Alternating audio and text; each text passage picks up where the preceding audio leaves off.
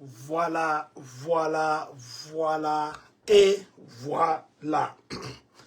Très chers membres de cette très grande communauté congolaise de partout dans le monde, bonsoir, bonjour, bon après-midi, ça dépend bien sûr de l'heure à laquelle vous allez nous suivre. Nous, c'est John Matanda Chipama, nous c'est le président de cette très grande communauté congolaise des Champagne-Kani. Il est aujourd'hui le mardi le 2 décembre 2025. Laissez-nous commencer par la formule que l'on dit. Bien sûr, il est 21h45 ici à Chicago, ici à Illinois, ici aux États-Unis. Laissez-nous commencer par dire merci à Dieu qui a permis à ce que nous et vous, nous puissions être connectés en ce moment. Merci à vous qui êtes connectés. Merci bien sûr à vous qui serez connectés. C'est toujours un plaisir de vous savoir nombreux quand nous venons. C'est vrai que ces derniers temps, nous n'annonçons pas, nous venons pour que nous puissions traduire en français ce que nous avions partagé en anglais. Laissez-nous d'abord commencer par partager ces directs pour que ça puisse atteindre le plus grand nombre de personnes que possible. Je crois que le son c'est bon. Voilà, le son est bon, je venais de l'essayer, le son est bon. Laissez-nous juste partager ces directs et puis nous serons ensemble. Merci à vous et bon anniversaire au vice-président Robson Kiangi. Vous avez dernièrement célébré votre anniversaire. Que Dieu vous bénisse mon frère, que Dieu vous accorde au-delà, que ma prière est que la paix, l'amour, la prospérité et la bonne santé vous accompagne et que le Seigneur visite votre maison, qu'il vous visite vous dans vos affaires et aussi qu'il bénisse les enfants ainsi que maman, que Dieu vous bénisse. Voilà, les temps que je partage, je vous demande à vous qui vous appelez papa André Mundika aussi que Enoch Mundika de bien vouloir partager notre direct. Et merci de toujours nous suivre, papa André Mundika, la communauté congolaise de Champagne-Kani. Vous êtes très reconnaissant par rapport à tout ce que vous faites pour nous, vos conseils, votre disponibilité et tout. Papa Gelor, Papa Gelor Gaillardo, j'étais appelé même Gaillardo, Papa André Nzenza, que Dieu vous bénisse mon frère, merci, bon anniversaire. Bien que je t'ai souhaité l'anniversaire en écrivant à maman, depuis le lendemain de ton anniversaire, parce que pour ton anniversaire c'était le jour de Thanksgiving, le vendredi j'ai écrit à maman, elle n'a jamais répondu. Demande à maman de regarder les souhaits de la communauté et aussi de ma famille. C'est dans le WhatsApp de maman. Bon anniversaire, mon frère. Que Dieu te bénisse. Champagne pour Christ, tu n'étais pas là. Tu as raté. Voilà, j'ai dit encore parce que je parle de Champagne pour Christ.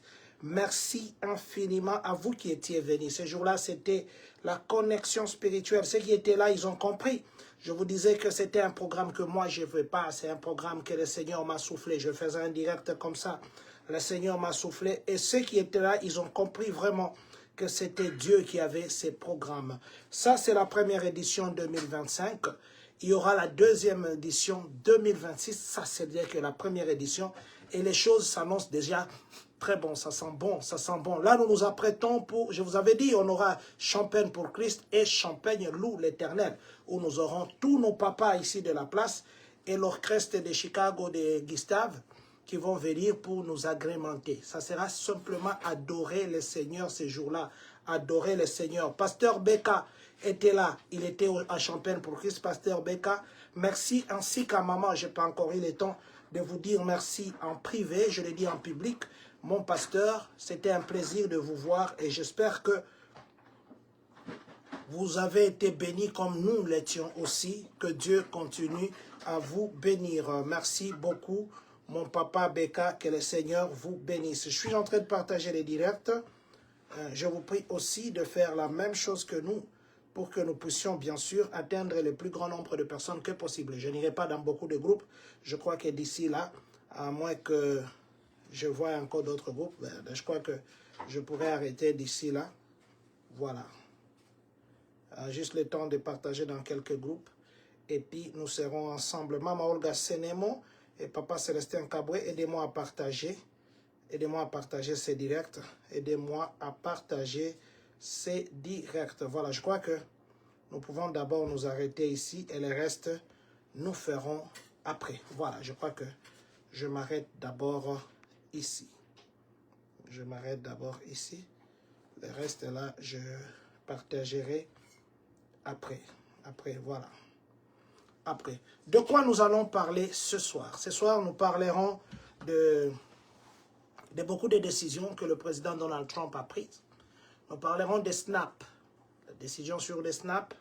Nous parlerons de interdiction de voyager après ce qui est arrivé à New York. C'est vrai que depuis ces jours-là, nous n'avons pas parlé, nous ne faisons que poster.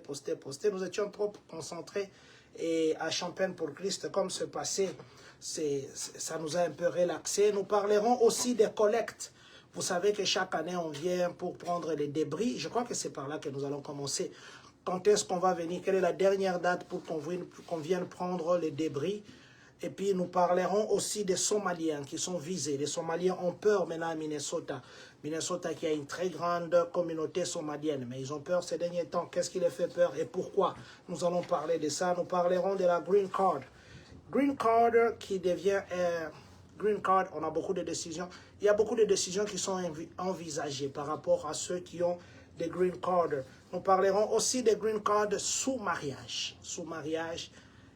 Il y a des petites conditions qui se sont ajoutées. Nous parlerons aussi d'asile, la demande d'asile qu'on a posée. On a demandé d'abord qu'on puisse mettre un frein par rapport aux décisions. Et puis nous finirons par parler de changements qui affectent ceux qui ont la Green Card à partir de ce mois ici de décembre. Aujourd'hui, en fait, pratiquement 90% de notre direct, ça sera centré sur l'immigration, parce que c'est le sujet du jour. Hein. Il y a beaucoup de choses par rapport à l'immigration. Voilà.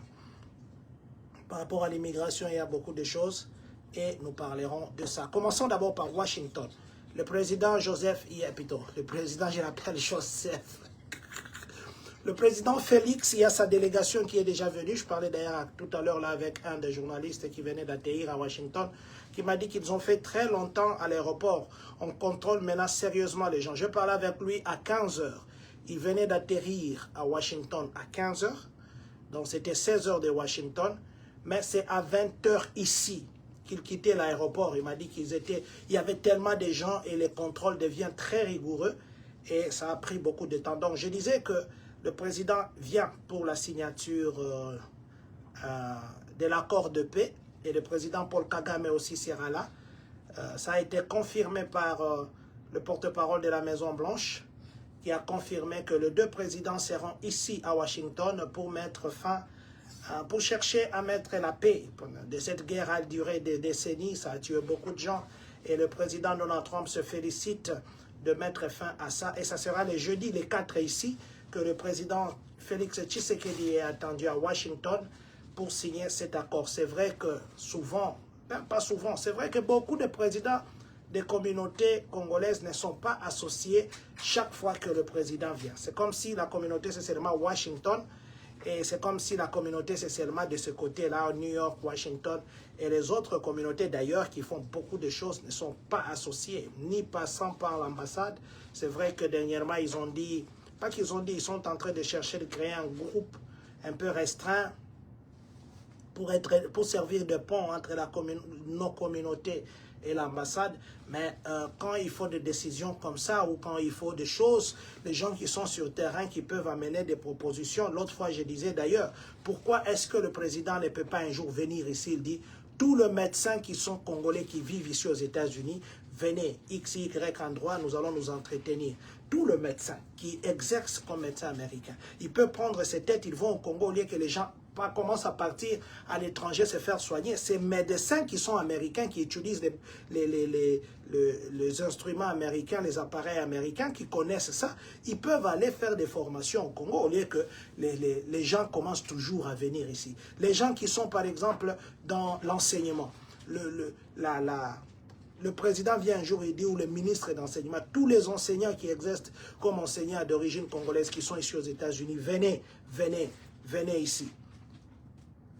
Ça pourra être une bonne chose. On prend, par exemple, on dit tous les gens qui sont militaires. C'est vrai que les militaires américains ne peuvent pas livrer leurs secrets. Tous les Congolais militaires, par exemple, qui sont déjà des vétérans, ainsi de suite, venez, le président veut il veut avoir vos expertises. Vous voyez que si les présidents commençaient à raconter, il y a beaucoup d'experts ici. Nous avons des experts ici, nous avons beaucoup de gens ici qui sont congolais, qui exercent dans beaucoup de métiers. Et ils n'ont jamais eu le temps que le président vient comme ça, il les voit eux simplement. C'est plus, apparemment on voit que les gens qui ont des tendances politiques. Pour les voir, il faut que tu ailles là-bas. Va là-bas comme quelqu'un qui veut être les amis de Fachi Tshisekedi et de Félix des États-Unis. Va là-bas sous couvert de la politique. Et les gens qui n'aiment pas la politique, comment? Et les gens qui servent réellement la communauté, comment ils peuvent faire? Donc, il vient le jeudi. Le jeudi, il sera ici et apparemment, il restera un peu longtemps aussi, jusqu'à peut-être 2-3 jours. Je ne sais pas trop donner les programmes du président pour accueillir et pour parler avec la communauté. Mais du moins, c'est que nous savons, nous saluons l'accord de paix. Il y a la paix vaut plus que tout. Il faut toujours privilégier la paix que de privilégier toute autre chose. Chapeau bas au président Donald Trump. Si jamais il réussissait à mettre fin à la guerre, aujourd'hui, nos frères continuent à mourir à Uvira. Aujourd'hui, je suivais, on disait que non, Uvira aussi est sur les qui-vive. Alors, prions que cet accord soit réellement signé et que les gens qui sont les deux pays-là puissent vivre en paix. C'est ça notre souhait. Voilà. Bonjour à vous, mon frère, mon papa, Congo Lisanga Info, que Dieu vous bénisse. Collecte de débris. Vous savez que chaque mois, et plutôt chaque année, alors que nous entrons dans l'hiver, il y a des feuilles qui tombent. Les services des cités passent pour ramasser nos feuilles mortes et aller jeter. Le dernier ramassage, ça se fera le lundi 8. Donc le lundi prochain, le 8, c'est là. À partir de 6 heures juste, mettez déjà vos feuilles devant. C'est vrai qu'il y a la neige qui a couvert beaucoup de feuilles. Ceux qui n'avaient pas encore ramassé, ça sera impossible et difficile. Et puis cette semaine ici, il y a un froid terrible. Déjà le mardi, je crois, non, le jeudi, ça sera 2 degrés Fahrenheit, entre 2 degrés Fahrenheit et 26. Le vendredi, ça sera 5 et 22, je crois. Il va faire trop froid jeudi et vendredi. Espérons peut-être qu'on ne va pas nous dire de ne pas aller travailler, ou on nous dira d'aller travailler. Donc, espérons que nos enfants seront protégés parce qu'ils sont toujours protégés. Donc, je disais que le lundi, le 8, ça sera le jour que, ici à Champagne-Kani, le dernier jour des ramassages, des débris, ça veut dire de feuilles mortes. Et puis, si vous avez aussi des arbres de bois morts, coupez ça au moins à 1 mètre, mettez dans les sacs, ou bien faites un petit tas. Ne mettez pas ça à côté de vos boîtes à lettres, que ce soit au moins à 3 mètres de boîte à lettres, afin que le service qui vient ramasser puisse le faire. Voilà. Donc, à nos enfants aussi qui partent à l'école, il faudrait, dans leur jaquette, vous voyez les jaquettes des enfants, il y a une sorte d'étiquette au-dessus, dedans là-bas. Écrivez le nom de votre enfant, parce que dans les écoles, il y a un endroit qu'on appelle Lost and Found. Un endroit où on dit, vous perdez quelque chose et on retrouve. Les écoles, chaque année, ils jettent beaucoup d'habits. C'est quand même insensé, votre enfant est en 2e primaire, il part à l'école, il rentre sans jaquette, les parents, on ne demande pas. Ils partent, ils rentrent, les parents, vous ne demandez pas. Et il y a des habits qui sont là-bas, qui ont fait des jours et des jours. L'école, à la fin de l'année, ils vont donner ça dans des maisons qui vendent des habits les habits de second hand, les habits usagés. Ils vont donner là-bas. Et vous, parents, votre enfant, je ne sais pas si vous le contrôlez quand il sort, je ne sais pas si vous le contrôlez quand il rentre. Il y a les enfants qui laissent les habits presque chaque semaine. Leurs jaquettes, surtout pendant cette période de froid. Parents, c'est vrai, vous savez, quand vous avez 3 ou 4 jaquettes que vous donnez à votre enfant, vous aurez la possibilité de contrôler. Surtout les enfants, ils sont encore dans la période de croissance. Ça ne sert à rien qu'ils aient 50, 30. Parce que quand ils ont 30, 40, 50, vous ne savez même pas contrôler. Donc, l'école, là où ils vont, ils laissent toujours là-bas. Et parce que vous n'écrivez pas de nom dans l'étiquette, c'est difficile de savoir ça appartient à qui. Ok, parents, je viens simplement vous dire, écrivez le nom dans le jacket de vos enfants. Ces enfants-là, ils sont encore à l'école primaire, ils ne savent pas trop bien garder leurs choses. Donc, il faudrait que vous puissiez les aider. Et puis surtout contrôler quand ils sortent le matin, sachez quel habit il a porté. Et quand ils rentrent, quand même, contrôlez que votre enfant, il est parti avec un jacket, le jacket n'est pas rentré. il est où? Voilà. Parlons des snaps. Vous savez que dernièrement ici, les snaps étaient en pause et puis ils ont un peu repris. Mais maintenant, là, l'administration Trump est en train de menacer. Ils ont dit, à partir de la semaine prochaine, ils vont suspendre les snaps de tous les États qui sont majoritairement démocrates. Pourquoi ils vont faire ça? Ils disent que ils étaient en train de demander des données par rapport aux gens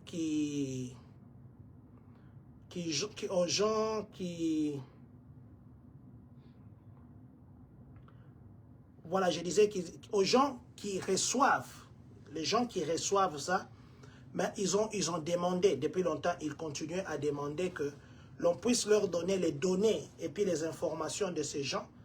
Les États majoritairement démocrates refusent de collaborer avec le gouvernement fédéral. Alors la décision que le président, ou bien la décision que l'administration Trump a prise, c'est à partir de la semaine prochaine, tous ces États-là vont se voir privés des snaps jusqu'à ce qu'ils vont collaborer avec le gouvernement fédéral. Parce qu'ils ont dit qu'il y a 21 États qui ont refusé de collaborer jusque-là, mais 29 États ont déjà collaboré. Ce qui fait que la semaine prochaine, si jamais il n'y a toujours pas de compromis, il y a une partie des États-Unis qui continuera à recevoir les snaps et une autre partie ne recevra pas. Et ceux qui sont visés, c'est plus les États démocrates. Parce qu'ils disent qu'il y a beaucoup de gens qui fraudent, qui déclarent qui mentent dans la déclaration juste pour profiter des bénéfices. Et il y a aussi des gens, selon bien sûr l'administration Trump, qui n'ont pas de papier, qui sont pas censés recevoir des aides de l'État, mais dans les États majoritairement démocrates, on favorise que ces gens-là puissent avoir cet argent qui est l'argent des contribuables américains et qui ne devait pas revenir à ces gens-là qui sont illégaux. Donc, le président et l'administration Trump, si vous dépendez ou vous recevez les snaps et que vous êtes dans un État majoritairement démocrate, ne soyez pas surpris que d'ici la semaine prochaine, on puisse arrêter votre snap et que ça ne passe pas. Parce que ce que vous devez savoir, plus de 42 millions d'Américains, dépendent de ces programmes-là. C'est pourquoi même il y a des juges qui disent que non, cette décision-là, elle n'est pas une décision à encourager parce que ça risquerait de laisser beaucoup d'Américains sans quelque chose à mettre sous la dent. Voilà, donc espérons qu'ils vont trouver un compromis, sinon beaucoup d'enfants se verront encore privés de la nourriture et vos cartes ne passeront pas dans les États qui sont majoritairement démocrates. À vous qui vous appelez Don le pétrolier, vous nous suivez depuis Florence à Kentucky, nous vous disons merci d'être connectés. Interdiction de voyage. Je crois qu'ici, je vais un peu parler beaucoup. Au mois de mars, vous vous rappellerez qu'au mois de mars,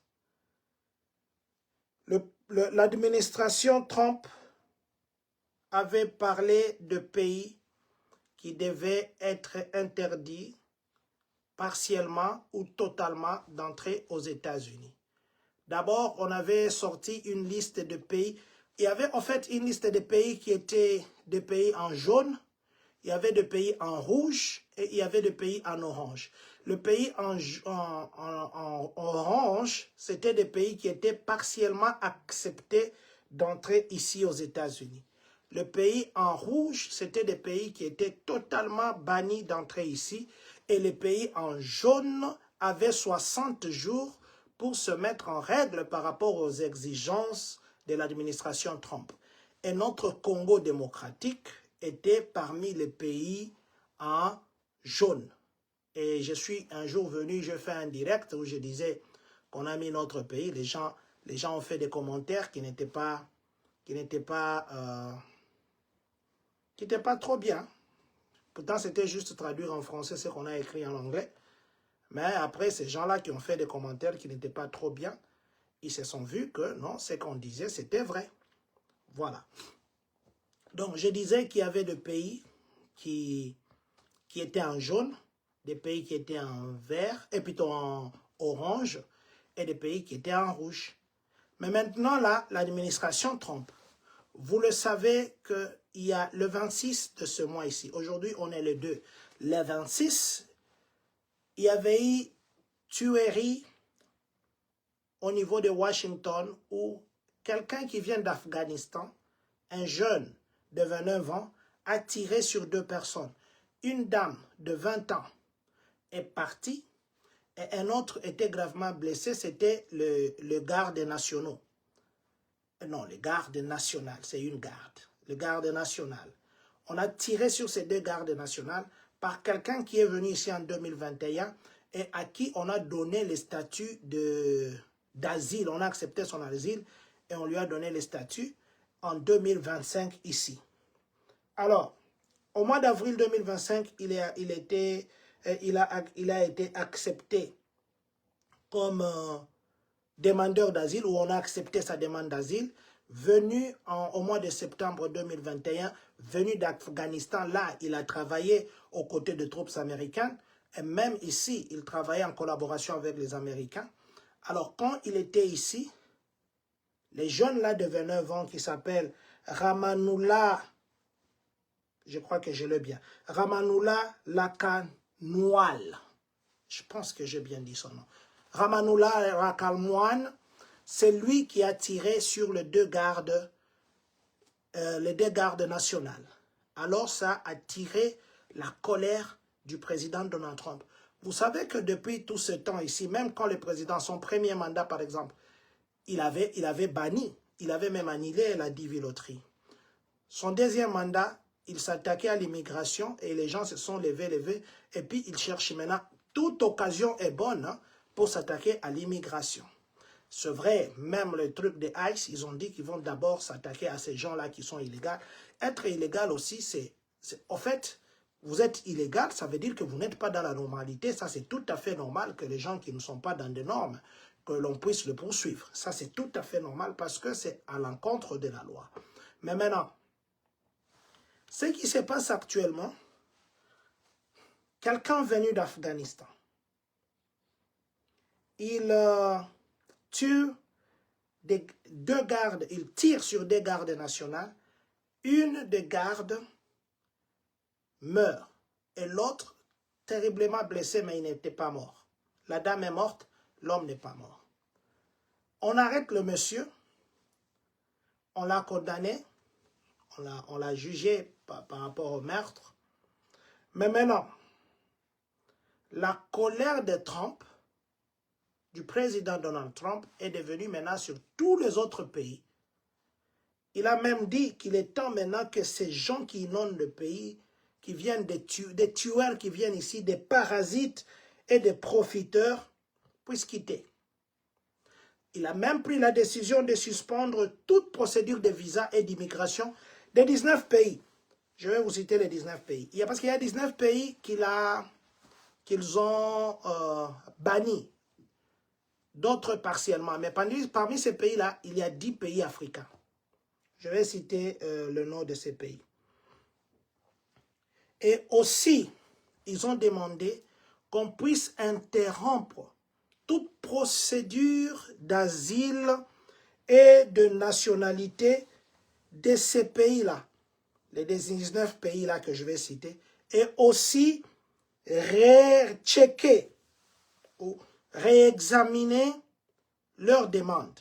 Et même ceux qui ont des green cards, qu'on puisse réexaminer leur green card pour les 19 pays. Ça ne s'arrête pas là, je vais vous dire encore d'autres quand on va parler de la Somalie. À cause d'un Afghan qui a tué, la colère ne s'arrête pas à l'Afghan. La colère maintenant s'étend aux autres pays. La plupart de ces pays, ce sont des pays africains, comme je le disais. Et c'est plus de pays africains et les pays asiatiques. Ce sont les 2 continents qui sont plus impactés par la décision du président Trump après les tirs ou après que l'Afghan ait tiré sur la garde nationale. Et les pays là sont l'Afghanistan, le Myanmar, le Tchad, la République du Congo. Parce que les gens confondaient, ils disaient non, c'est la République démocratique du Congo. Non, c'est la République du Congo. Dans d'autres publications, on parle de la République du Congo, mais les drapeaux, on publie des drapeaux congolais. Mais je vais vous dire quelque chose dès que je finirai à citer le pays. Il y a aussi Guinée équatoriale, il y a l'Iran, Érythrée, Haïti, Libye, Somalie, Soudan, Yémen. Ceux qui sont partiellement touchés, les Burundi, le Cuba, Laos, Sierra Leone, Togo, Turkménistan et puis Venezuela. Ça, c'est partiellement touché. Ça veut dire que eux, on doit réexaminer. Ils peuvent entrer, mais on va passer à peigne fin. À part les autres, ceux que j'ai cités avant, ce sont les pays qui sont totalement touchés. Ça veut dire que leurs ressortissants ne peuvent même plus entrer ici derrière leur visa. D'abord, pour le moment, on leur donne pas. On leur donne pas. Dans le passé, au mois de mars, comme je disais, c'était le 13 mars 2025, on avait publié une liste de 43 pays. 43 pays, il y a les pays qui étaient sur la liste rouge, il y a les pays qui étaient sur la liste orange, et nous, le Congo, la RDC, on était sur la liste jaune, avec possibilité de passer soit sur la liste rouge ou soit sur la liste orange. On avait donné à notre gouvernement 60 jours pour que nous puissions nous conformer aux exigences du président Trump. Maintenant, là, aujourd'hui, ils ont changé. L'administration Trump a dit ceci. En dehors de ces 19 pays, ils veulent ramener maintenant l'interdiction de voyage à 30 ou 32 pays. 30 ou 32 pays, et ils ont dit, en dehors de ces pays que j'ai cités, ils ont dit que ces pays-là, ils vont d'ailleurs citer dès les jours très prochainement ici, ils vont dire le nom de ce pays qui vont s'ajouter à ces 19 ici. Alors, les analyses disent ceci. Le pays là, ils sont déjà là. Ils vont prendre le pays qu'ils avaient publié au mois de mars, parmi les 43 pays. Ce sont ce pays-là qui vont être affectés. Il y en a qu'on avait donné 60 jours. C'est pourquoi même nous avions dit dans notre direct, là, au mois de mars, quand on parlait de ça, qu'est-ce que notre administration fait pour contrecarrer cette décision? C'est vrai qu'il y a des deals, on va signer des deals avec les États-Unis, ainsi de suite. Les États-Unis, c'est un pays capitaliste, très capitaliste. Ils ne font pas les beaux yeux. Ils viennent là-bas, vous avez fait un contrat, c'est par rapport au minerai. Ils viennent, vous faites le contrat, un point barre. Ils sont capitalistes, et les capitalistes, c'est l'argent qui passe avant tout. Alors, espérons que la République démocratique du Congo ne va pas figurer parmi la liste de ces 32, parce qu'ils ont parlé maintenant, donc maintenant là c'est 19, donc ils vont ajouter entre 11 ou bien 13 pays, parce qu'ils ont dit qu'ils vont ramener ça entre 30 et 32 pays. Et selon les analyses, on dit que ces pays sont déjà là, parce qu'au mois de mars, il avait donné 43 pays, et c'est là qu'il va puiser. Il y en a, c'est vrai, qui étaient au niveau de jaune, il y en a qui étaient au niveau de rouge, il y en a qui étaient au niveau d'orange, mais ces de jaune, c'était juste comme si on vous dit, vous êtes sur une chaise qui va tomber. Si vous ne faites pas attention, vous tombez, ou bien si vous ne faites pas attention, vous vous penchez. Et est-ce que la République démocratique du Congo, diplomatiquement, avait fait des avancées pour contrecarrer ça? Ne soyons pas surpris, je ne dis pas que c'est ça, mais du moins, ne soyons pas surpris de voir dans le prochain jour que la République démocratique du Congo aussi est reprise sur la liste des interdits d'entrée ici aux États-Unis. Simplement, pourquoi je dis ça? Beaucoup de gens qui arrivent ici, beaucoup de gens, de beaucoup de nationalités, même n'étant pas congolais, sachant qu'à l'est du Congo, il y a la guerre, c'est une très bonne occasion pour que quelqu'un vienne ici et dise que je viens du Congo. Beaucoup de gens sont venus ici avec le passeport congolais. Je ne sais pas si nos autorités, ils donnent des passeports. Je ne sais pas, je ne comprends pas comment on donne des passeports congolais. Et moi, j'ai le passeport congolais. Je viens, je me présente comme un Congolais. On va dire que je suis qui? Je suis un Congolais. Il y a un endroit ici, je m'évite de dire des choses. Il y a un endroit ici à côté. Un état juste ici à côté, à 12 heures d'ici. il y a le groupe de gens qui ne parlent pas Swahili, qui ne parlent pas Lingala plutôt, qui ne parlent pas français, qui ne parlent que le Swahili et une autre langue, qui sont déjà intégrés. Dans ces milieux, on connaît qu'il y a des Congolais qui parlent une autre langue. Comprenez ce que je dis. Ce que je vous dis, c'est juste ici à côté. Et les communautés qui parlent lingala, français, tout ça, ils connaissent, mais ils ne peuvent rien faire. Ils ne sont pas couverts. Vous savez, ici, vous ne pouvez pas aller prendre une décision. Vous n'êtes pas délégué. Même un sénateur, vous ne pouvez pas aller le voir comme ça, vous engagez les pays. Non, il faudrait que le Congo vous donne mandat. Si vous avez le mandat, le ministère des Affaires étrangères dit « Monsieur X, Monsieur Y, Madame X, Madame Y » pourrait parler au nom de la République ou bien prendre des contacts au nom de la République. Là, vous êtes couvert et vous agissez, vous pouvez aller voir les autorités. Mais les gens, même nous ici qui sommes le président des communautés, on n'est pas couvert par l'ambassade. On est seulement comme ça, tel. Ce sont nos communautés qui nous couvrent. Alors, les gens qui sont introduits, ils peuvent influencer négativement. Il y a nous qui pourrons marcher comme ça, nous marchons derrière. À Washington, dernièrement ici, l'année passée, non, au début de cette année ici. Au début de cette année ici. Excusez-nous. Au début de cette année à Washington, il y avait une réunion. Nos compatriotes sont partis. On m'envoie appeler pour que je parte aussi, mais malheureusement, je n'avais pas eu de temps. Nos compatriotes sont partis là-bas.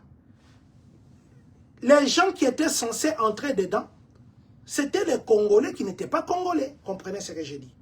Les Congolais qui étaient Congolais ont été refusés d'accès. Et pour accéder, il fallait déjà se pré-enregistrer dans un site qui ne circulait pas sur tout le monde. Et ils sont entrés dedans. Les Congolais sont restés dehors là-bas en train de marcher dehors. Mais vous marchez dehors. Ce qui va se dire dedans, c'est ça la bonne décision. Et après, il y a maintenant un juge et même le sénateur d'Indiana ici qui les avait appuyés, qui a dit que la République démocratique du Congo est en train de marginaliser un groupe ethnique. Tout ça pourquoi? Parce que l'information qui entre là-bas, c'est autre chose. Diplomatiquement, est-ce que nous avons ici les gens diplomatiquement forts pour influencer? Peut-être qu'il y en a, mais que moi je ne connais pas. Mais je sais que de l'autre côté, ils sont très forts.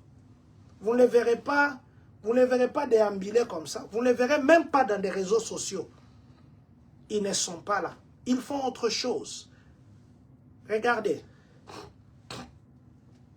Excusez-moi. Ici, dans beaucoup d'États, nos compatriotes connaissent ce que je dis. Les présidents des communautés connaissent. Il y a même de ces communautés où il y a 3 groupes. Il y a le groupe de ceux qui parlent lingala, il y a le groupe de ceux qui parlent swahili. Il y a des groupes de ceux qui parlent une autre langue. Divisés, parce qu'ils ne peuvent pas se mettre ensemble. Vous allez vous mettre ensemble comment? Vous parlez français, vous parlez lingala, vous parlez peut-être le swahili qui est différent. Et ils forment un autre groupe, mais ils sont connus comme Congolais. Mais maintenant, le piège, c'est quoi? Il y a de ces gens qui passent à la télé, qui passent à la radio, en train d'attaquer. Mais plus vous attaquez, plus vous formez des preuves, ils vont dire tel, regardez, on est en train de nous attaquer, c'est nous qu'on attaque, regardez, on est en train de nous attaquer, c'est nous qu'on attaque. Mais le gouvernement qui est censé avoir la politique, qui a les policies de la gestion de la cité, qu'est-ce que le gouvernement met en place comme stratégie? Je parle avec beaucoup de présidents ici, presque dans beaucoup d'États. Il y a beaucoup de choses qui se passent. Mais est-ce que les gouvernements congolais protègent leurs citoyens? Je vais vous dire une chose. Un jour, ici, chez nous, on avait eu un cas de deuil. Quelqu'un est parti. Il était récemment venu aux États-Unis. Ce n'était pas dans notre État. C'était dans un autre État.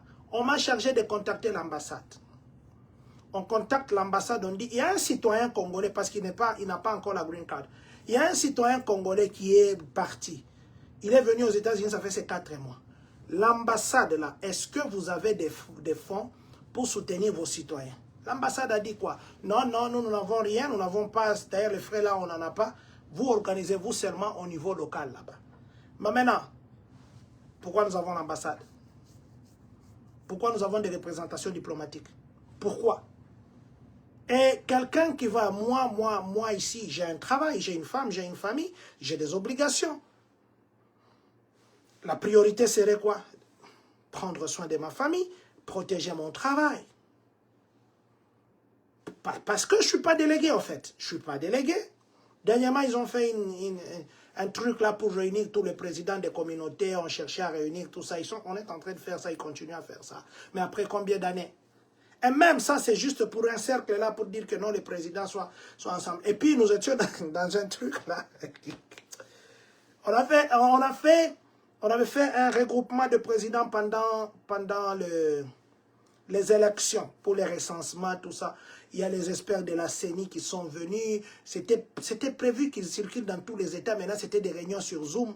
Et puis, le groupe là qu'on avait créé, maintenant, il y a maintenant les émotions ont commencé à primer dans les messages. Les groupes là, on a fermé. On a fermé le groupe là. Parce qu'il y avait des messages très compliqués. Par éducation, je ne peux pas vous dire. Très compliqués. Ils ont fermé. Donc, je voudrais nous dire ici, la République démocratique du Congo, croisons le doigt, que ça ne soit pas repris. Parce que déjà, nous ne sommes pas trop bien introduits. Nous ne sommes pas très bien introduits. C'est l'État qui devait introduire les gens. Vous voyez, les Chinois qui arrivent ici, il y a beaucoup de Chinois qui viennent ici. Ils sont envoyés par l'État chinois. Ils arrivent ici, ils étudient, et dès qu'ils finissent, ils rentrent chez eux pour que l'intelligence et la connaissance qu'ils ont eue ici, qu'ils aillent appliquer ça en Chine. C'est pourquoi les Chinois, ils sont très forts. Ils ont la technologie de partout dans le monde. Mais pourquoi les Congolais, on ne peut pas aussi, au lieu de voler 10 millions, 5 millions, qui ne font rien, qui vont dans la poche de quelqu'un, investir dans l'homme, c'est ça le vrai investissement. Donc, je voulais dire ceci, les spéculations actuelles et les analyses disent ceci. Le 19 pays, tous les 19 pays, si vous regardez, les 43 pays que l'on avait déjà publiés, d'ailleurs la liste est rouge, elle est restée. Tous les pays qui étaient sur la liste rouge, ils sont repris sur la liste des 19 ici. Ça, c'est un dossier qui n'a rien à voir avec l'Afghan qui a tué. Les autres pays là-bas, les Tchad, les Togo, les ceci et les Bénin, ces pays-là n'ont rien à voir avec l'Afghan qui a tué. Mais c'est simplement parce que c'est quelque chose qui était déjà dans le programme. D'ailleurs, on a prolongé, on avait parlé des 60 jours. 60 jours, pratiquement, ça devait être au mois de mai ou de juin qu'ils devaient prendre la décision. Mais ils ont quand même pris beaucoup de temps. Mais maintenant, on dit que les 13 autres pays, les pays qu'on veut ajouter, les 11 autres pays, on va piquer sur la liste des 43 qu'on avait déjà publiés. C'est pourquoi je viens ici dire que notre diplomatie congolaise ne doit pas être une diplomatie de parler dans des réseaux sociaux, de parler dans des news. C'est une diplomatie d'introduction. C'est ça. Si aujourd'hui, le gouvernement congolais investissait dans les hommes, je vous dis que nous allons éviter même les discours là des marchés sur la route. Parce que le marché sur la route, des fois, on ne nous écoute même pas. Mais ceux qui sont dedans, je vous ai donné un exemple de la réunion qui s'était tenue à Washington. Là. Ceux qui sont dedans là-bas, qui avaient même déposé les mémos, c'est arrivé directement aux décideurs. D'ailleurs, il y avait des sénateurs dans cette réunion-là. Donc, c'est comme ça que l'on doit faire. J'avais même dit à l'époque, il y a les élections qui se font aux États-Unis, par exemple. Ce n'est pas comme au Congo où celui qui cherche de voix, où les candidats, ils viennent donner l'argent, distribuer l'argent. Non, ici, ce n'est pas comme ça. Ici, c'est vous, la population, qui allez pour soutenir celui qui a posé sa candidature. Il y a de ces pays qui viennent, qui endossent. On dit que, par exemple, moi, je vais endosser Kamala Harris. Moi, je vais endosser Donald Trump. Vous endossez Donald Trump avec 10 millions de dollars qui vont dans ces campagnes. Vous pensez que si vous faites ça, le président, là, vous oubliera. Et c'est cette période-là que le président devait faire ça. Je vous avais dit qu'on était parti l'autre fois à une rencontre ici quand Kamala Harris est venu ici à Chicago là-bas et puis on a trouvé qu'il y avait déjà beaucoup de gens, tout ça. On avait même des badges, on nous avait donné. Donc, ça c'est une parenthèse que j'ai ouverte. Je dis simplement ceci, croisons le doigt afin que les Congos ne puissent pas être repris sur cette liste parce que là, dans les 43, là, nous étions déjà sur la liste de Orange. Et puis nos diplomates, là, ils doivent quand même commencer à nous donner les rapports. Ce n'est pas leur pays, c'est notre pays, en fait. Ils volent l'argent, ils nous détournent le fonds, ils engagent que leurs enfants, ils engagent que leurs copains et copines, et le peuple qui mérite ça, parce que le peuple mérite que d'observer les autres à distance. À Kinshasa, on tue les gens chaque jour là-bas, chaque jour.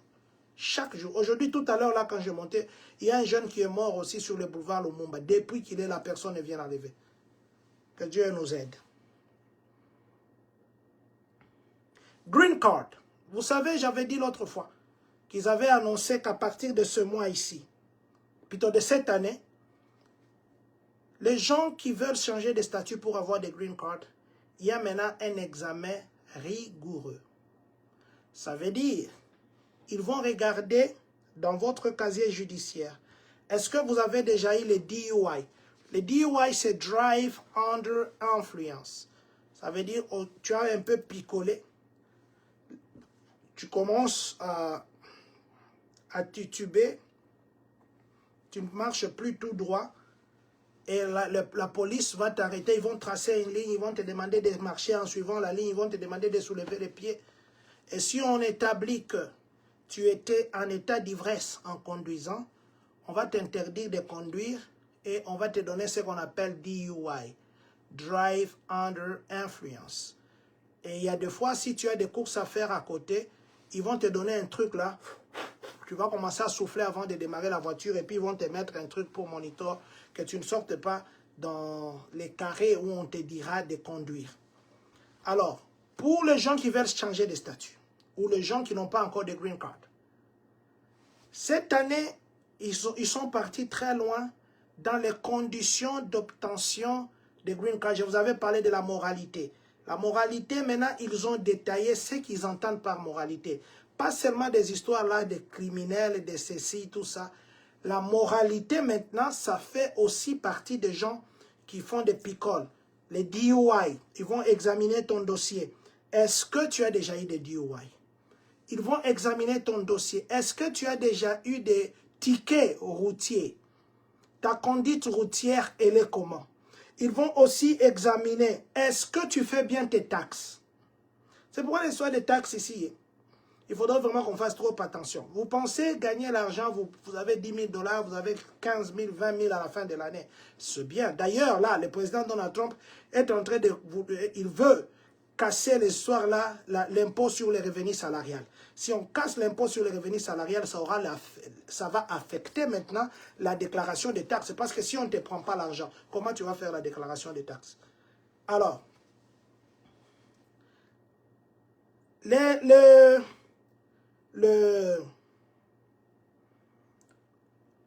considération de l'examen plus approfondi, comme je disais, pour les gens qui cherchent la green card, ne s'arrête pas seulement au truc là de crimes, de drogue, de ceci, de trafic impossible, tout ça.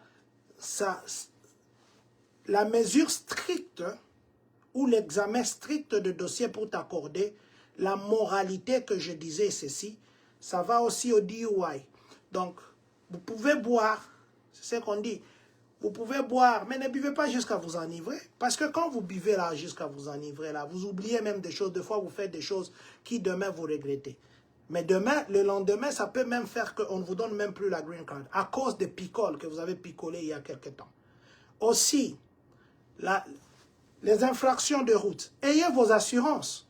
Ne vous promenez pas sans assurance. Ayez vos stickers à jour. Conduisez bien, ne cognez pas des voitures et puis vous fouillez. Il y a des gens qui cognent ce qu'on appelle hit and run. C'est une infraction. Quand tu cognes, il n'y a personne. Prends ton numéro de téléphone, mets sur la paraprise, soulève l'essuie-glace, mets ça là-bas, que la personne là t'appellera. Il ne faut pas faire les hit and run. Quand on va regarder les caméras, on va te suivre chez toi.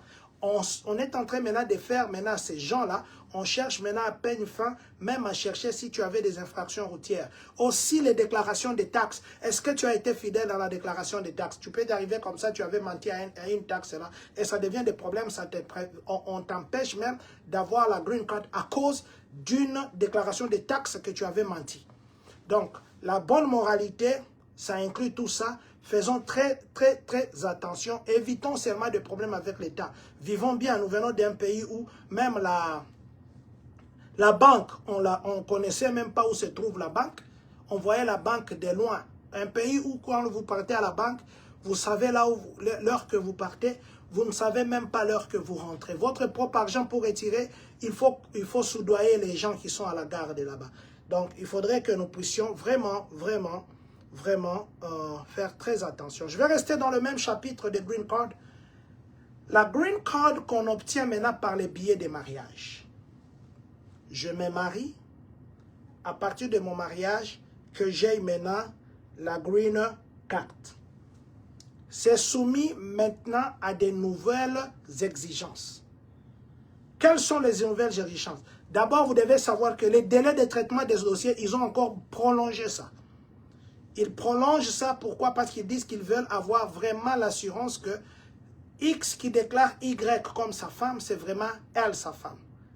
Et puis, ils veulent commencer à réétudier les dossiers cas par cas et passer, même dans le plus petit détail, suivre ça.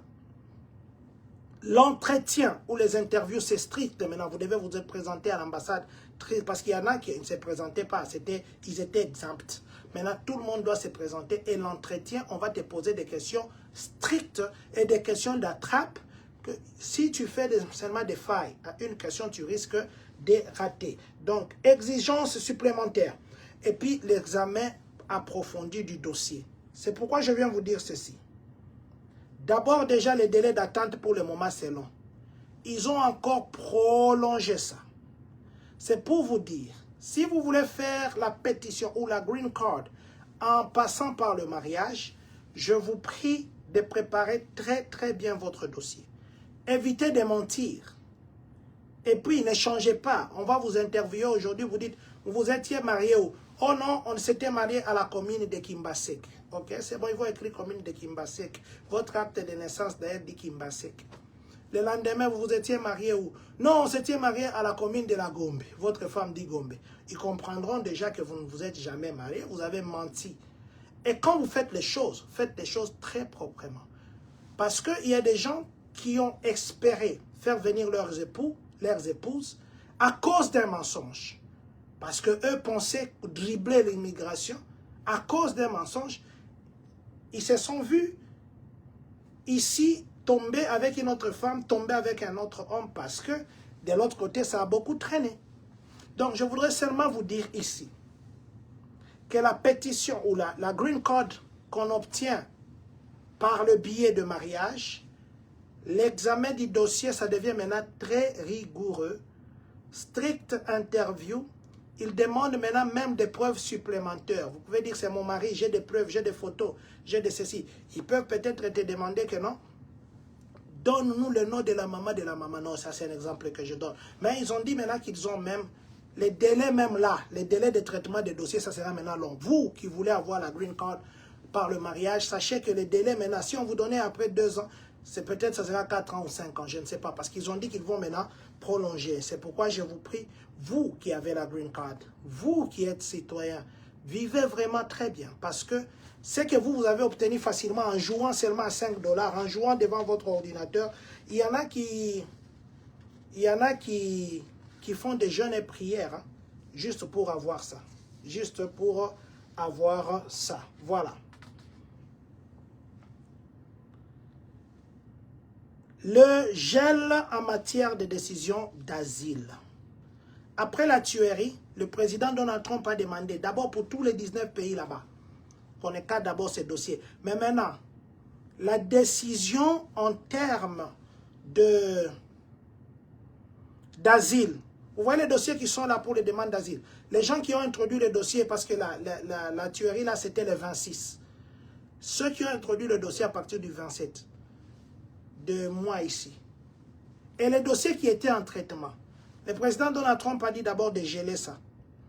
Et il a dit même que les gels là, ça pourrait être long. Geler, ça veut dire on ne les a pas dit de ne pas traiter. Ils vont traiter les dossiers, mais ils ne prendront aucune décision.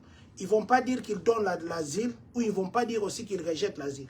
Même quand c'est rejeté, même quand c'est accepté, ils ne vont pas d'abord donner la décision. Le président Donald Trump a dit que il faudrait d'abord qu'ils puissent encore vérifier la demande de tous ces gens-là qui entrent. Parce que pour eux, il y a beaucoup de gens qui mentent dans la déclaration d'asile. C'est pourquoi pour le moment, ils ont d'abord demandé dégeler les décisions. Donc, aucune décision ne peut pas, pour le moment, être prise. Même si votre dossier, c'est pourquoi vous verrez peut-être, pas peut-être, maintenant les décisions pour qu'on vous donne, vous pouvez appliquer pour que vous puissiez recevoir même les retours. Ça va prendre beaucoup de temps simplement parce que le président Donald Trump a demandé que ça soit ainsi. En attendant, d'abord, ils ont dit qu'ils puissent d'abord nettoyer les pays avant qu'ils commencent à prendre des décisions. Voilà. Titulaire de Green Card. À partir de ce mois ici. Vous voyez, vous qui avez la Green Card. Ce mois ici, on a encore renforcé les mesures. Vous allez voir. Les 19 pays là qu'on a cités, ne soyez pas étonnés qu'on vous appelle encore pour dire venez d'abord ici à l'immigration qu'on vérifie encore votre carte. Ils vont commencer à faire ça. Parce qu'ils ont dit qu'ils vont revérifier des green cards de certains pays. Parce que pour eux, le président Joe Biden a donné des green cards à des gens qui ne méritaient pas. Ou ils ont donné des green cards comme ça, ils ont distribué. Alors il faut réexaminer ça.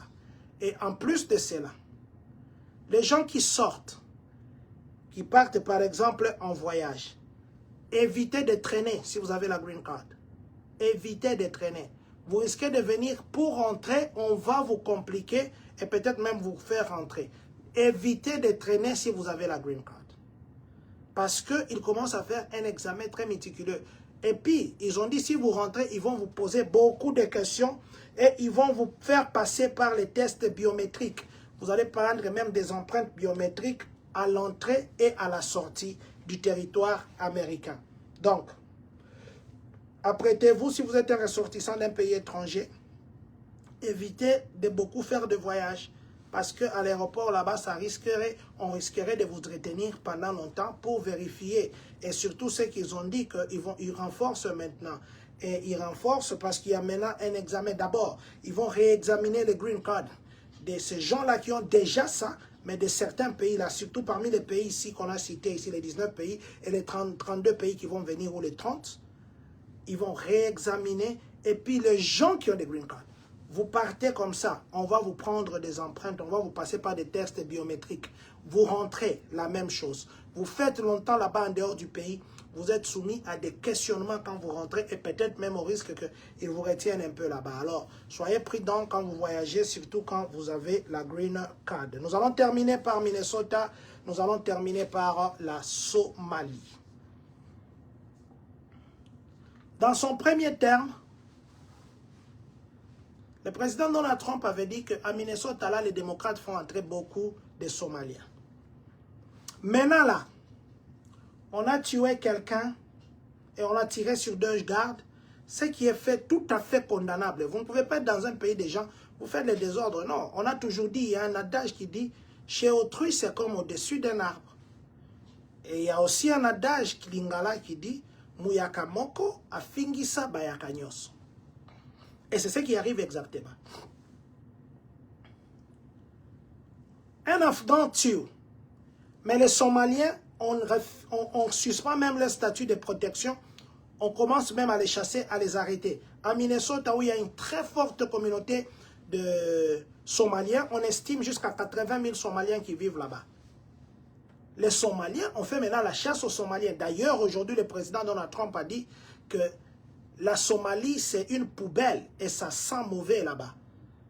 Et qu'ils n'ont pas besoin des Somaliens. Et depuis qu'ils sont ici, ils dépendent des aides sociales et ils ne font rien pour le pays. Ils ne font pas entrer l'argent au pays. Donc, il faudrait qu'ils rentrent chez eux. Nous ne voulons pas d'eux ici. On les accuse de fraude.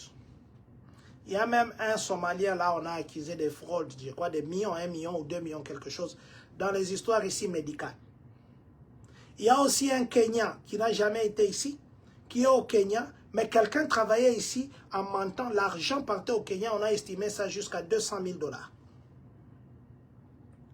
Alors, le président Donald Trump est en train de demander que l'on puisse passer à peigne fin les Somaliens qui sont à Minnesota. Et il a même dit qu'ils quittent le pays parce qu'ils n'ont pas besoin d'eux ici. Les Somaliens étaient venus ici, je crois, depuis 1999. À cause de la guerre, il fallait protéger. Ils disent que ce pays-là, ils se font la guerre, mais ils amènent ici aux États-Unis les terroristes. C'est pourquoi même les gens, même le gouverneur de Minnesota a dit, ce qui s'est passé là-bas à New York, ça n'a rien à voir avec les Somaliens. Mais pourquoi on inclut les Somaliens dans ça? C'est pour dire, l'immigration, c'était parmi les paroles des campagnes du président Donald Trump, et à tout prix, il doit respecter ses paroles. Et aujourd'hui, il y a des communautés qui ont une réputation XY. Le gouverneur de Minnesota a aussi souligné. 6, 2, 3, parce qu'on a trouvé au moins 8 Somaliens, 8 familles somaliennes qui étaient dans des fraudes. Des fraudes ici, qui profitaient de l'argent des médicales, qui profitaient de l'argent des nourritures, qui profitaient de logements. Ils montaient.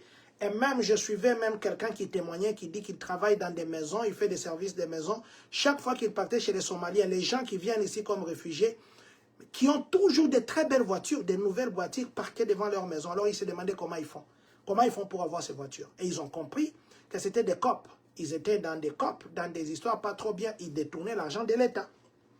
Vous voyez, à cause de 2 Somaliens, à cause de 10 Somaliens, c'est toute une population là qui souffre. Quelqu'un là qui était un Afghan qui a tué, maintenant ce sont les pays, il y aura 30 pays ou 32 pays qui vont être affectés par ça. Si je viens ici, c'est pour nous dire ceci.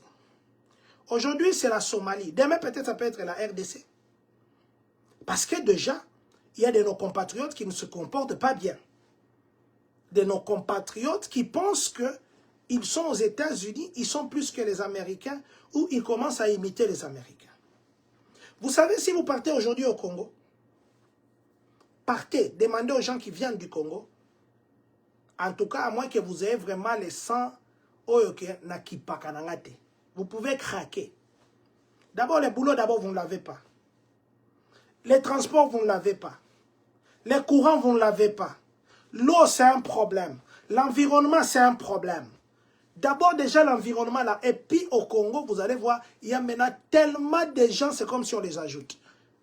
Tout le monde est prêt seulement à vivre à cause des COP. Mais vous, vous êtes habitué ici, vous vous réveillez le matin devant la maison, vous démarrez, vous partez au boulot. Vous ne savez même pas quand est-ce que vous avez marché à pied pendant 30 minutes. Vous ne savez plus. Mais vous partez là-bas, vous allez apprendre à faire la ligne 11. Mais à cause d'une personne aujourd'hui, c'est tout un peuple qui a des problèmes. Mais même s'il y a des commentaires qui disent que non, on ne peut pas condamner tout un peuple à cause de quelqu'un. Non, mais vous savez quoi? En Swahili, il y a un adage qui dit « Kisiki ni kwale ni pate sababu ». Je ne sais pas trop dire ça. « Kisiki ni kwale ni pate sababu ». Donc, c'est pour dire, il y a des fois qu'on cherche une raison. Le président Donald Trump, le programme ici des réfugiés, il voulait interrompre ça depuis longtemps. Les gens ici des droits de l'homme, tout ça, ils se sont levés. Le programme ici d'accepter d'autres nationalités, venir ici, tout ça, il voulait l'arrêter. Il a commencé même par HB1, qu'il fallait cautionner 100 000 $, tout ça, bien que dernièrement, il a encore dit qu'il faudrait peut-être penser autrement. Donc, vous comprenez ici que nous, compatriotes, je vous demande, aujourd'hui, c'est un Afghan, à cause de lui, tout ce qui arrive là. Et pourquoi tu vas tuer les gens? Pourquoi d'abord? Et puis des gardes nationales qui font que leur travail. Alors, notre communauté congolaise, parce que je parle de nous, je viens seulement nous dire, ne pensons pas que nous sommes plus américains que les Américains. Il y a des Américains ici qui demandent l'argent sur la route, dans leur propre pays. Mais toi, tu viens, tu changes de voiture, tu changes le parfum, tu achètes des habits, tu penses qu'ils sont bien et ils sont contents. Toi, tu viens au travail, tu travailles dans warehouse, eux portent des chaussures qui ont la forme bizarre. Toi, tu sapes chaque jour au travail. Tu penses qu'ils sont contents. Ils attendront peut-être qu'un jour que tu fasses simplement une simple erreur. Tu te retrouves. C'est ce que je dis. Ces Américains-là qui sont sur la route en train de demander l'argent, ils ont plus l'anglais que nous. Plus d'anglais que nous. Nous, nous nous débrouillons. Même pas se débrouiller. Nous ne savons même pas ce que nous disons. Si c'est l'anglais ou entre l'anglais et les lingala, au milieu là. Et nous venons dans un pays où on nous donne tout ce que le pays ne pouvait jamais nous donner, le Congo. Mon conseil est ceci. Ne fais pas que par toi, tout un peuple soit mal vu. Ne fait pas que par toi, tout un peuple puisse recommencer la vie qu'ils ont construite pendant 10 ans, pendant 20 ans. Ne fais pas que par toi, tout un pays soit insulté à cause de ton comportement. Il y a de nos compatriotes congolais qui ont tué ici. Il y a des choses que peut-être je ne sais pas encore parler, il faudrait que j'aie toute l'histoire. Nos compatriotes congolais ont tué ici. Bête, sauvagement, ils ont tué les gens. Ici aux États-Unis. Et je me demande, nous, si seulement un compatriote congolais on tue ici, nous commençons à marcher ici. On a tué. Mais nos compatriotes ici, l'autre fois, je vous ai dit, là j'avais parlé, parce que j'ai parlé avec le parent qui m'avait donné l'autorisation de parler. Ici à Indiana, un compatriote congolais a tué sa copine qui était une haïtienne. Et sauvagement tué avec une poêle tapée à la tête comme ça, mettre de scotch, étouffer la fille d'autrui. Ici. Mais maintenant, imaginez que si c'était nous qu'on a tué quelqu'un comme ça. On devait faire des marches. Et maintenant, ce qui est aussi drôle, c'est quoi? Quand un des compatriotes fait des mal, on nous dit, il ne faut pas au Lobelango, il ne faut pas au Lobelango.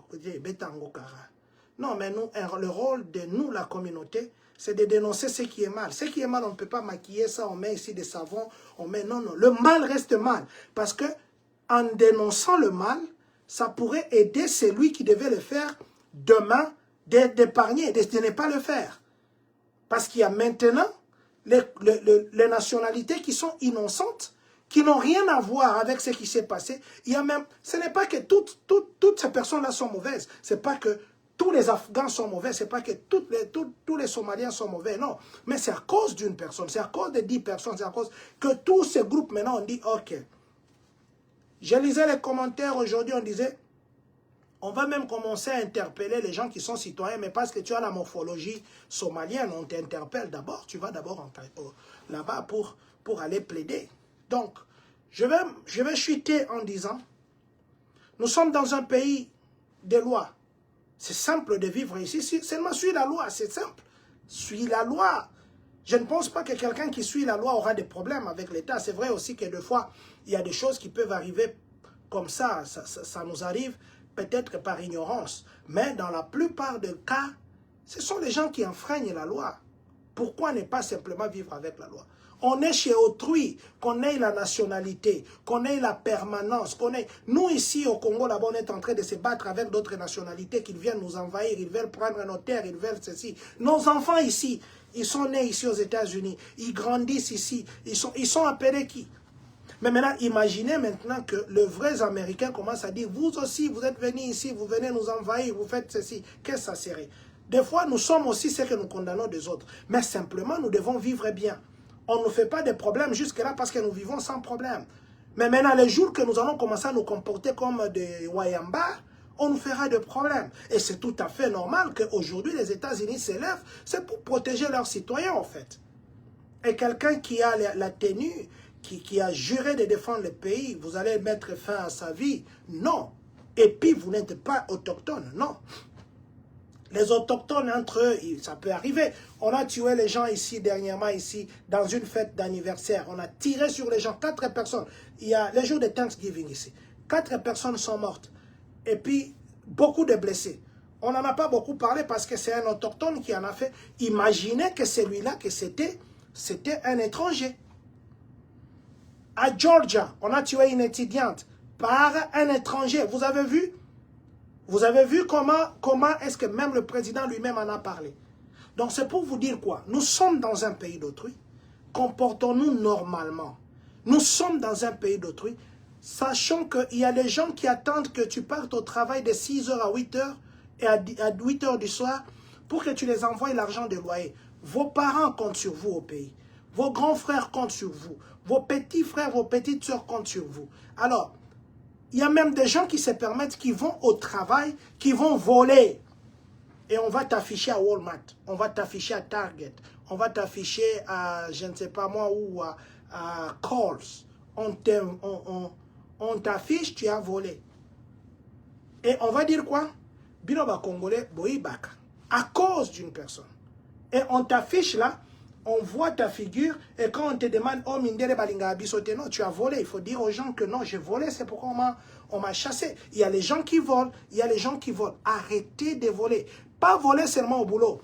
Vous voyez les gens qui font des snaps ici. Vous mentez, je ne dis pas vous, vous qui mentez. À cause des bénéfices des snaps. Vous voyez pour le moment, le gouvernement Trump a demandé de révérifier, même il y a des conditions de travailler au moins 80 heures, ainsi de suite. Ils sont en train de passer au peigne fin. Ne soyez pas surpris. Je ne dis pas que ça va arriver, mais je vous dis. Ne soyez pas surpris que dans le futur très proche, qu'il y ait des gens qu'on commence à demander de rembourser l'argent. Parce que les gens là qu'on dit qu'ils ont volé 1 million et quelques de dollars, ce n'est pas qu'ils ont volé le même jour. On a calculé quel est le premier jour qu'on lui donnait l'argent. On a commencé à lui donner par exemple en 2019. Ok. Ils avaient combien par exemple 200 dollars chaque mois et 2000 dollars chaque mois. Ils vont calculer. C'est ce que je ne voudrais pas que demain, que ce soit qu'il y a une communauté qui est en train de mentir pour avoir les snaps. Qu'on donne combien, je ne sais pas combien on met dans cette carte-là. Est-ce que vous pensez que vous ne pouvez pas avoir ça? Au Congo, on vivait avec moins d'1 dollar par mois. Mais on vivait quand même. Mais maintenant, vous venez dans un pays où on vous donne des histoires. Où les jours même de Thanksgiving, vous avez des turkeys là gratuits. Vous avez ça, on donne. Mais vous, par sur quoi vous allez bénéficier des choses qui ne sont pas...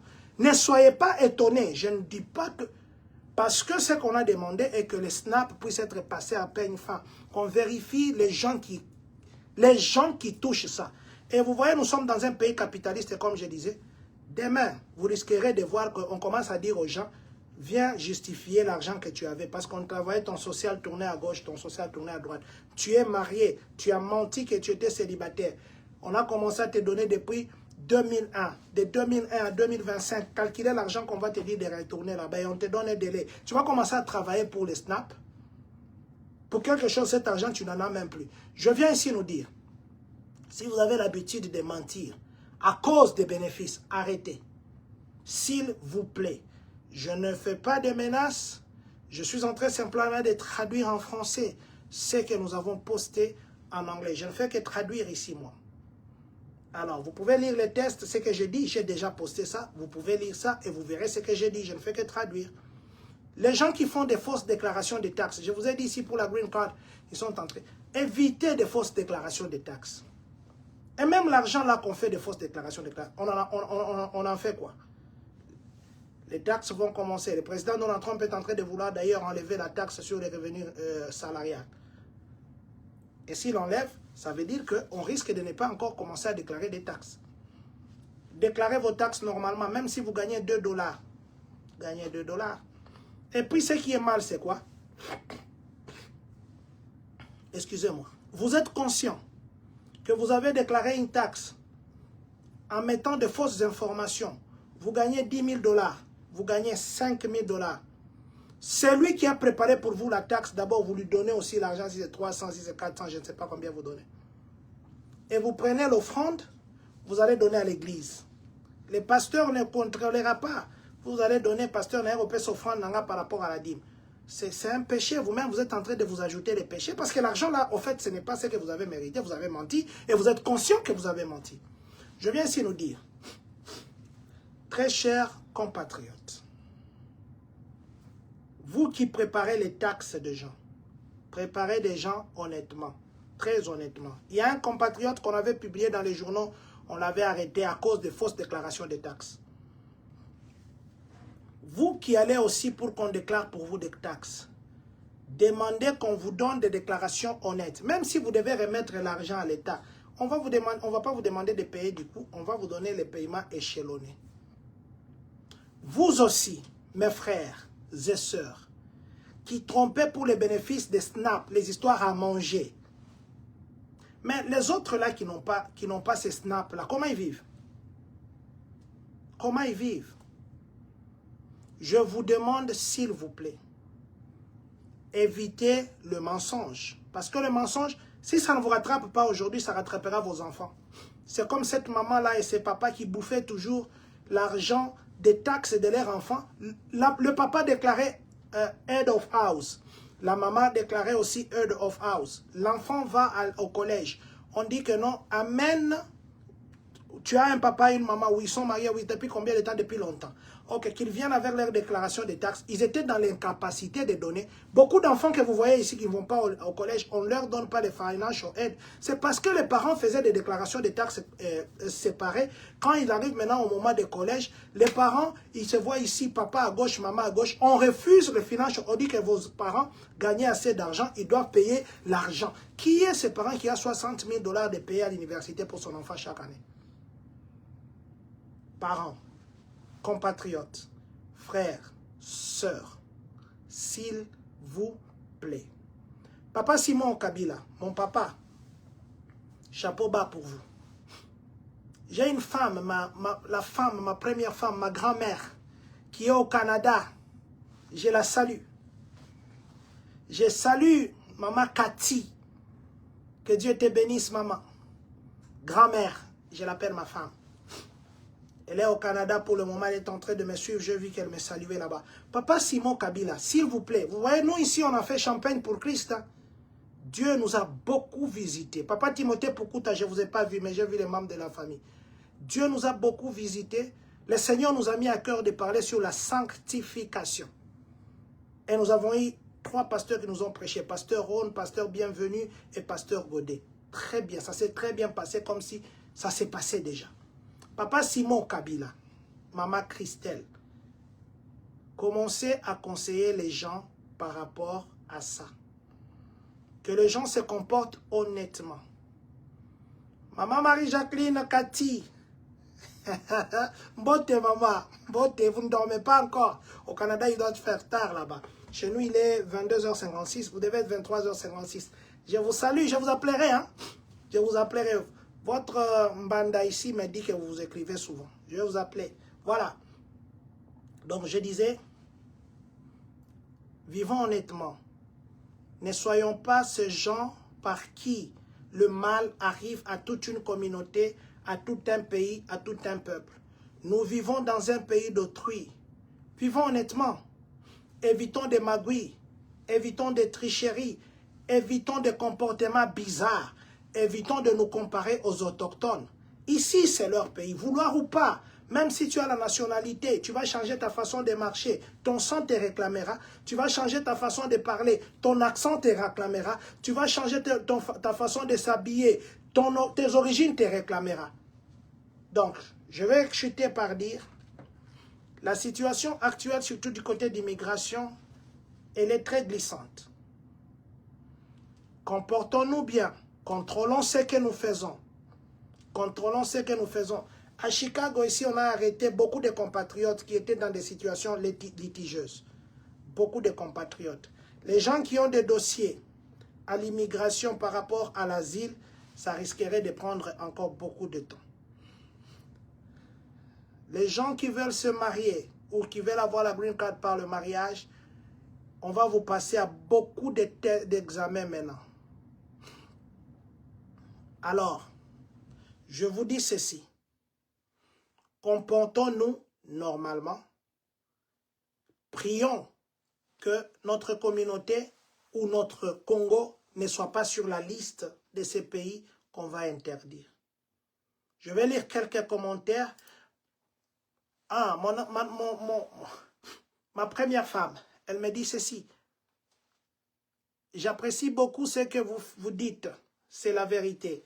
John, merci beaucoup, merci beaucoup, merci beaucoup.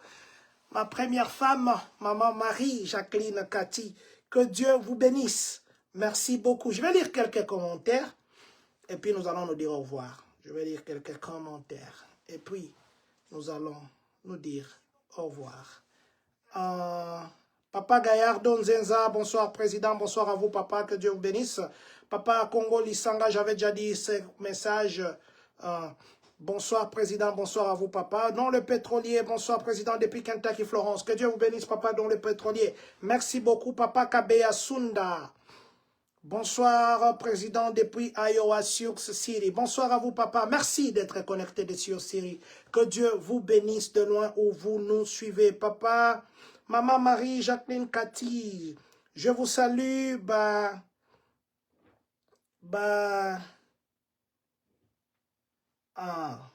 Banyao, banyao. Merci maman, ouais toi.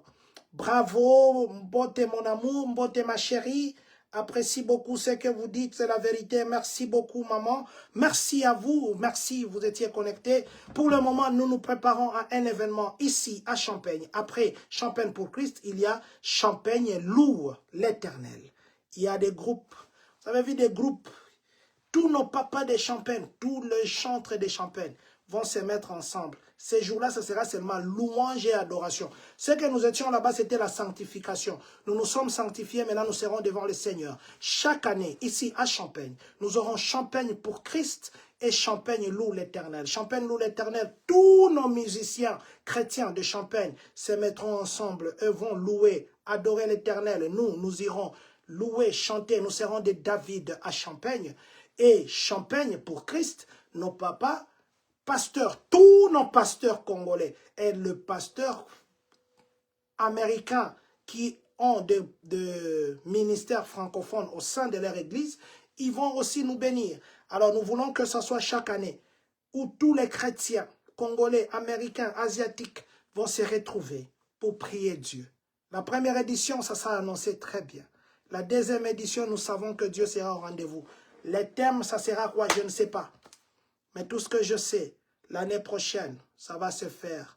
Je pense que ça sera encore la même date. Black Friday, pour nous, ça sera Champagne loue l'Éternel. Et plutôt, Champagne pour Christ. Champagne loue l'Éternel, nous voyons peut-être au mois de janvier ou à la fin du mois de décembre ici. J'attends que les papas me disent quoi. J'attends que les groupes de tous nos musiciens chrétiens me disent quoi.